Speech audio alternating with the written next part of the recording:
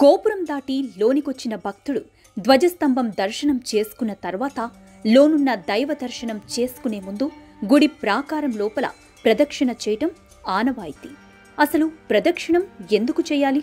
ప్రదక్షిణ అని దేనిని అంటారంటే, అంతరాలయం చుట్టూ చేస్తే దాన్ని పరిక్రమం అంటారు. బయట ప్రాకారం చుట్టూ చేస్తే దాన్ని ప్రదక్షిణ అంటారు. ఋగ్వేదం ప్రదక్షిణ గురించి చెప్తూ దక్షిణం వైపు ముందుకు ఆర్తితో నడవడం అని చెప్తుంది.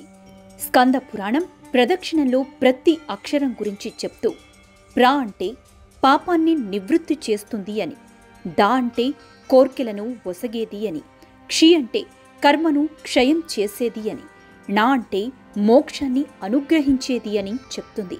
శాస్త్రం ప్రకారం ప్రదక్షిణకు అర్థమేంటంటే, మొదటి అచ్యుత ప్రదక్షిణ చేస్తే మానసిక పాపాలు నాశనం చేస్తుందని, రెండవ ప్రదక్షిణ చేస్తే వాచిక పాపాలు నివృత్తి అయిపోతుందని, మూడవ ప్రదక్షిణ కాయక పాపాలు క్షయమవుతుందని శాస్త్ర వచనం. గుడిలోనికొచ్చిన వారు ఎన్నో మానసిక భారాలను మోస్తూ వస్తారు. పూర్వం ఒక వైద్యుని వద్దకు వెళ్ళినప్పుడు అతన్నొక అరగంట ప్రశాంతంగా కూర్చోబెట్టిన తర్వాతనే అతడికి బీపీ వంటి ఇతర వైద్య పరీక్షలు నిర్వహించేవారు. అంటే ఒకరి భౌతిక పరిస్థితి సాధారణ పరిస్థితికి వచ్చిన తర్వాత కానీ అతడి స్థితిని పట్టుకోలేరు. అంటే ఒకరి భౌతిక పరిస్థితి సాధారణ పరిస్థితికి వచ్చిన తర్వాత కానీ అతడి స్థితిని పట్టుకోలేరు, బాగు చేయలేరు అని నిరూపించబడిన శాస్త్రం. అలాగే గుడికి వచ్చిన వాడి మానసిక స్థితి సాధారణ స్థితికి రావాలంటే ఆ శక్తి వలయంలో ఒక 3 సార్లు ప్రదక్షిణ తప్పక చేయాలి అని మన వాంగ్మయం చెప్తుంది.